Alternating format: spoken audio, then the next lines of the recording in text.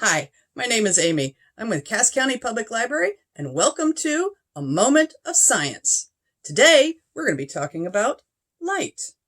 Come on, let's see what we can do. Okay, so there's this guy named William Herschel. He was born way back in 1738 and died in 1822. He was of German and British extraction. In fact, he worked a lot for King George the Fifth. I'm not so sure on my British history, but you guys want to look that up, go right ahead. Anyway, he and his sister Caroline Herschel did a lot of work with light.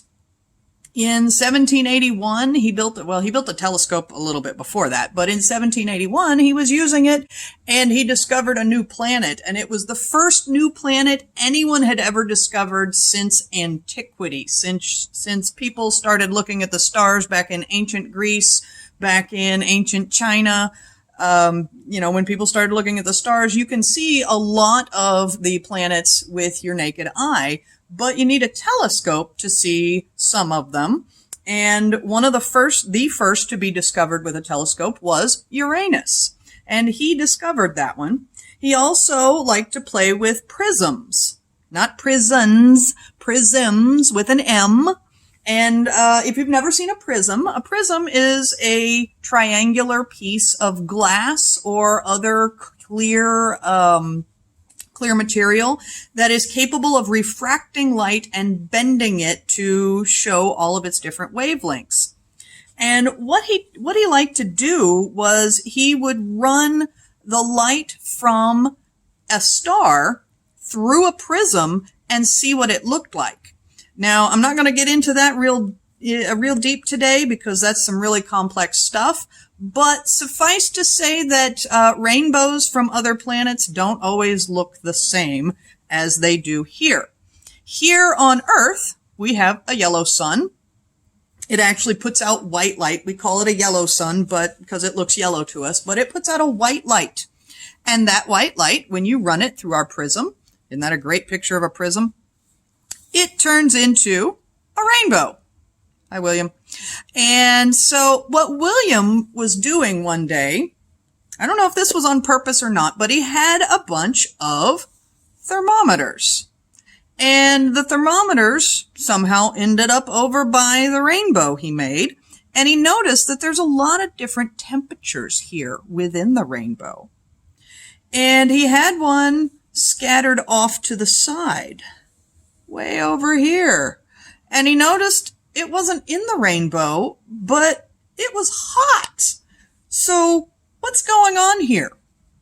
Well, what's happening here is this one ray of light comes into the prism, and then it gets stretched out so that it becomes all these. Well, it doesn't become these. These are all here, but you can see them now. They're all stretched out. Well, the rainbow is actually much longer than you think it is. It actually comes way out here and way down here. This would be, UV, ultraviolet. Yes, this is where your ultraviolet light is, down here. This is the stuff that burns you when you stay outside too long without your SPF. And over here, where it's getting hot, that is infrared. That infrared means beyond red. So if you're going forward here, we go forward and we go beyond red, we get into the infrared. Isn't that cool? Let's go see what it looks like. Okay, so here's my setup. I've got a box. It's a long, skinny box, and I've got it set up to where the prism is at the top. The light is coming in from here, and then it's being refracted down here into the rainbow. And then what we're going to do is go get my trusty thermometer and take some temperature readings. Give me just a second. All right, got my angle. Okay, got my angle figured out. I think if we show it like that. Okay, so we start up here. We're showing 95.1. And I don't know if you can see my little dot as it comes down. 93.9 over here in the violet. Oh, we got the wind going. Stop it, wind. 93.5, 93.3 in the green and the blue, 93.2 in the green, 93.0 in the green. What's yellowish green is 92.8. I'm going to bring it down here into the orange, 92.6. 92.4, 3, 92.1, 91.9. We're going to keep going down here. Just keep going down. 92.1, 92, 91. How far does it go? Here. Here's where it's starting to pick up. I'm going to bring the camera around for you guys to see. I don't know if you can see that. But up here, we've got 92.4, 92.3. Bring it down, 92.6. 92.4, 6, 4. It's right there on the edge. 92.6, 92.8. There it is. There it is. We found it. 93. 93.2. How far does this go? 93.5, 23.7, 94, 94.6, 95, 95.3. Oh, we're going to have to keep going here. Okay, so what this tells me is my box is not long enough. This bit of white sunlight that you see being stretched out, this little bit of sunlight that's being stretched out into the rainbow actually extends much, much further. It extends down here into the infrared. Some point down here is where it's going to get its hottest. I have a question for you. This is a rainbow. You might notice that there's really only one color here. I don't know if it's showing up all that well, but it's pretty much a straight blue. It's a little bit lighter, and then it fades to a little bit darker blue down here. You can see some extra light on either side that's bleed through from my slit up there. But this is a rainbow, but it's only blue. I wonder why that is. Well, I'll show you. It's because the light coming from it, or going to it, is blue. It looks kind of red under there with this light, but this is a grow lamp, and it only has red and blue LEDs in it. It's for plants. Plants really like red and blue light, and so there's no need to put any other colors of light in this lamp. So the rainbow is only made up of red and blue. Well, since the light is only red and blue, the rainbow will only be made up of red and blue. I've masked away all the red, as you can see. Look up there. There's a center right here of blue LEDs, and then red all the way around. And I've masked off all the red. So basically all you're going to be able to see here is the blue, because the blue light is the only light that's coming through the prism. So when it gets stretched out into a rainbow, you're only going to see the blue, because there is no other color. This is why we're able to see so many other colors in the rainbow, because the light coming from the sun is made up of all those other colors. In this instant, there's only blue, so you will only see blue. Now, there might be some infrared way down here somewhere, way down there, but probably not a whole lot, because LED does not give off a whole lot of heat. That's one of the cool things about LED is that it doesn't waste a lot of energy turning electricity into heat. It turns it all into light, which is another reason it's really bright, and you probably shouldn't look at it. But you can do this with any light source and determine what kind of light is in it. And that goes back to what William Herschel was doing looking at stars. when you run the light from a star through a prism, it breaks it down into all the colors that are in it, and you can see what kind of light that star is giving off, and you can also see what kinds of things are absorbing light from that star before it gets to your telescope so you can run it through a prism. That's pretty cool. If you'd like, you can do a little bit more research on that. I encourage you to look up William Herschel. He's a really interesting dude. Also, we just retired a few years back the Herschel Space Observatory. It was named after William Herschel, and it was an infrared telescope out in space. It was one of the biggest telescopes we've ever made. Actually, I think it was the biggest telescope we've ever made. Pretty soon it's going to be replaced by the James Webb Space Telescope, I believe, which is more than just infrared. It does a lot of other things. But I thought that was really cool that we sent up a telescope designed to look at infrared light, and we named it after William Herschel, the guy that discovered infrared light, but and studied stars based on what kind of light they gave off. I thought that was pretty cool, and I thought I'd share that with you. Have a great day. All right, I've got this nifty little arrow I've printed here. It's nothing special. It's just a standard piece of paper and a standard home printer. And look what happens when I put it back here. Now it's pointing right. Still pointing left. So what do you think is happening there? Okay, so what's happening here?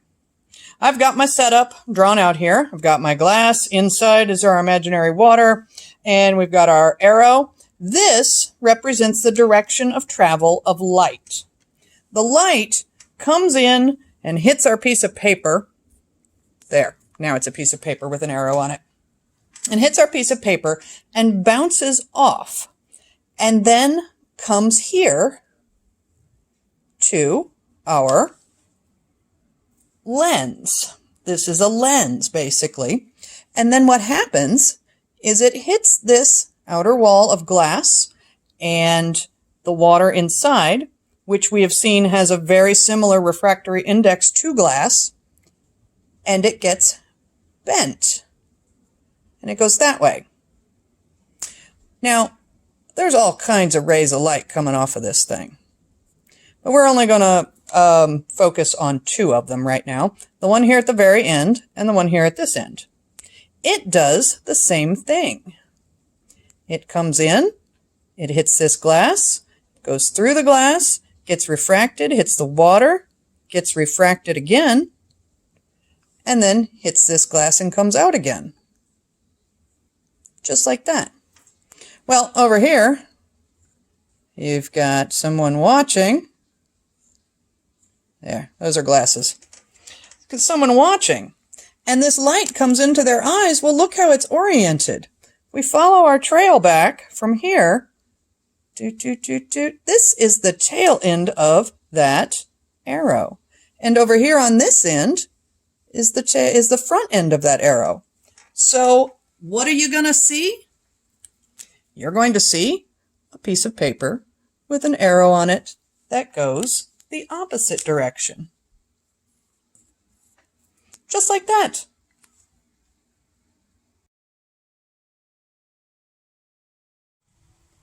I've got another cool thing I want to show you. Here, Kitty. No, Kitty. No, Kitty. That's a bad Kitty. Kitty is trying to drink the experiments. Please do not drink the science.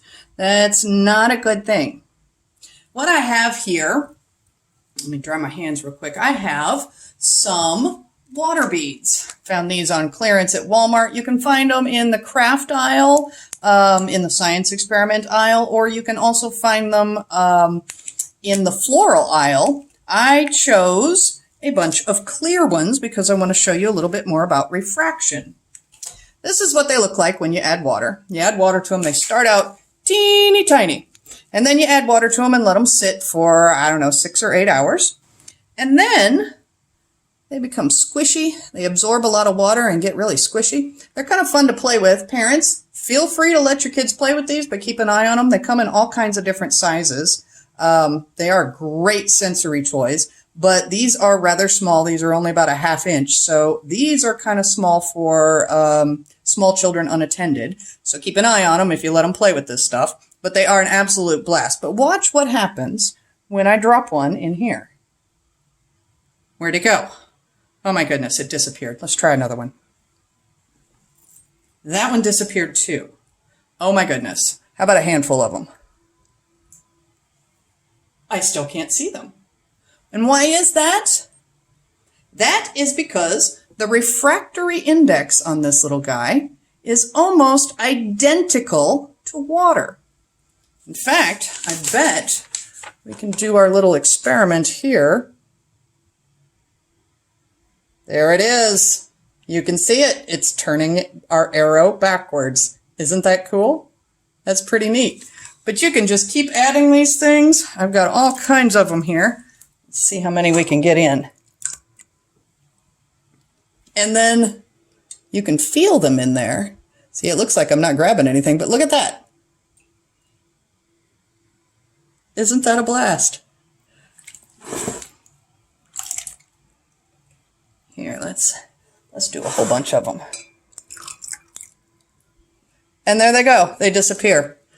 You can kind of see them in there when you get a bunch of them in there. They're really hard to see, though, because they have a very similar refractory index to water. They're mostly water, as you can tell. They start out very small, and then they get a lot of water inside them. And they absorb a lot of water inside them, and then they become basically 90% water. I don't know, I'm making that number up. They're probably 99% water. But as you can see, I've got a whole picture of them here. And you just can't see them. Now I also put in here, I don't know if you can see this one. This is a standard glass marble. Let's see if it does our... By golly, it does. Now this one has a bunch of air bubbles in it, and it's not quite as good at refracting light as water is. You can see that it is, whoops, I'm making a mess now. Here we go. I'm going to make a big mess. It's a little bit different from them. You can tell it apart. Oh, look at it go. There they go. I'm going to be chasing those down for a while. You can see, you can tell the difference in the way it catches the light. And there it is. Go get you some water beads and have fun, kids. So I've got this rock here. It's a pretty cool rock. It's CCPL rocks. I don't know what that means, but it's a pretty neat rock. It's kind of heavy. Let's see here. It is 538 grams. This is a pretty neat little demonstration here. This rock actually does have holes in it. You can see because the air, you see the bubbles coming up right here. Whoops, right here at the tip of that C, bottom tip of that C, the bubbles are coming up because air is being pushed out of the rock as water flows into it. So even though it looks like this rock has no space for anything else in it, it does actually have some space in it.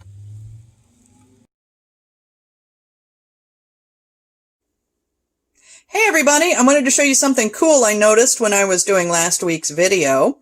You remember I pointed out with this rock that it was bubbling. Well, I left it sit overnight and we'll let it get completely filled with water, and we're going to find out how much it weighs now. I weighed it before. It weighed 538 grams, and now it should be full of water, and it should weigh a lot more. 592 grams. So we've put on about 50 grams of water. There's 50 grams of water inside this rock now that wasn't there before. Isn't that cool?